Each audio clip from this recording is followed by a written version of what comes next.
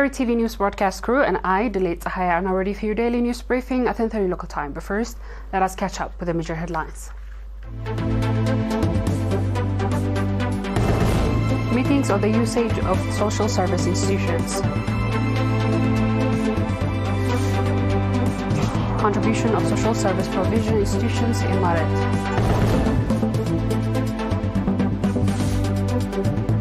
Niger to ban single plastic use next year.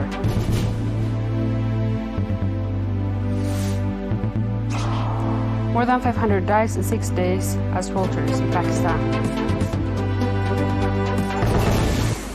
On our local news, Ambassador Mohammed Ali Houri, Governor of Kashbarka region, conducted a meeting with residents of Garsad administrative area on 23rd June. The meeting focused on the usage of social service institutions in the land management. The objective of the meeting was to assess how the public is using the preserving the social service provision institutions in their areas, as well as to discuss measures that should be taken to ensure their sustainability. Ambassador Mohammed also emphasized the use and management of land in terms of the right to use and the development of commercial grading farming. He addressed measures that should be taken to tackle challenges that might rise in the process. He called on area administrators and village coordinators to strengthen participation to avoid wastage, enhance productivity, and ensure every farmer become a beneficiary. Ambassador Mohammed also announced that a study would be conducted on land usage and management of rain-fed agricultural activities.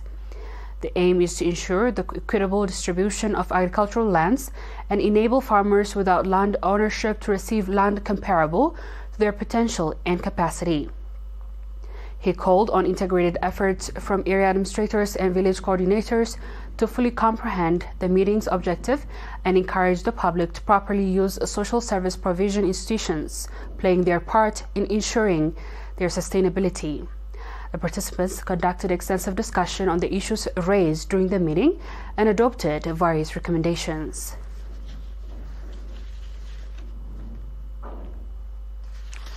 Social service provision institutions established in Maret administrative area in Naqfa subzone are significantly contributing in improving the livelihoods of residents. Mr. Mohammed Umed, the administrator of the administrative area, stated that the equitable distribution of potable water, health, and education service, along with growing awareness of the public, has created a stable living condition for the residents. Regarding water supply, Mr. Hamid noted that with the strong participation of the public and contribution of the government, overseen microdams have been constructed. These have alleviated water supply problems for both residents and livestock. Mr. Hamid also highlighted that before the establishment of health units in their area, residents were compelled to travel long distance to Naqfa and Bagla to seek health treatment. Currently, they are receiving health services in their vicinity, which provides commendable care. Additionally, Mr. Hamid mentioned the elementary and junior schools have been constructed in Roraqayeh, Wigret, and Maret. These schools are providing activities, educational services to students, leading to growing number of school enrollment over time. He also urged residents to send their school-aged children to school. The Maret administrative area, located 25 kilometers west of Naqfa town, is home to over 5,000 people.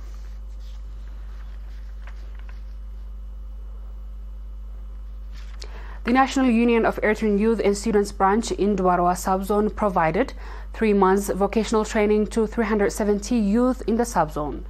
Mr. Dawit Mangsab, head of the union branch in the subzone, stated that the training included 54 youth in beauty salon skills, 50 in electricity and solar system installation, and 266 in first aid. Mr. Gramai Gabru, head of the union branch in the southern region, highlighted the significance of the training in improving the livelihoods of the trainees. He mentioned that the trainees would be provided with loan to help them become generating schemes based on the training they received. Mr. Frowengeld Halhaimanot, administrator of the subzone, called on the youth to take advantage of the vocational training programs being offered to secure their future.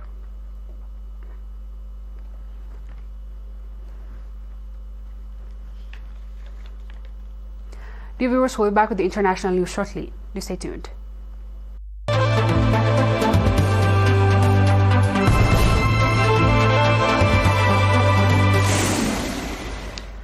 Welcome back. Nigeria on Tuesday announced a ban on single-use plastic in government offices as prelude to nationwide bans set that begin January next year, a move that could stir a storm in the country is hugely dependent on plastics. A recent study by the U.S. Agencies of International Development found that Nigeria is among the world's top plastic polluters, generating over 2.5 million tons of plastic waste annually, and over 70% of which ends up in seas and landfill. Most of the materials to be banned are single-use plastic, including straws, cutlery, plastic bottles, and small water sachets, which present a major issue for the country, he said. Nigeria announced a national policy to curb plastic waste pollution in 2020, which total annual plastic waste was around 1.5 million metric tons, according to the plan seen by Reuters. The document highlights how proper plastic wastage management can create a circular economy, which plastic design, production, and use leads to recycling for reuse.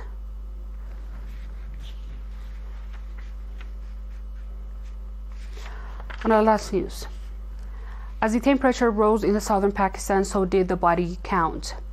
In Delhi, ambulance service said it usually takes around 30 to 40 people to the Karachi city morgue daily. But over the last 6 days, it has collected some 568 bodies, 141 of them on Tuesday alone. It is too early to say exactly what the cause of death was in every case. However, the rising numbers of the dead came as the temperature in Karachi soared above 40 degrees centigrade, with high humidity making it feel as hot as 49 degrees centigrade, reporters said. People have been heading to hospitals seeking help, and civil hospitals in Karachi admitted 267 people with heart stroke between Sunday and Wednesday, said Dr. Imran Sarwar Sheikh, head of the emergency department.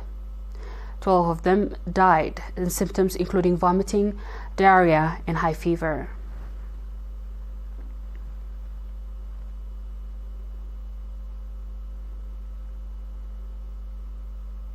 Dear viewers, we have come to the end of tonight's news. Let's have a quick recap of the headlines.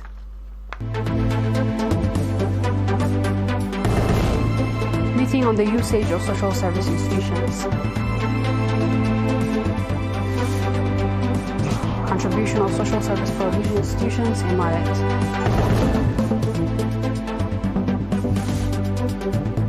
Nigeria to ban single-use plastic next year.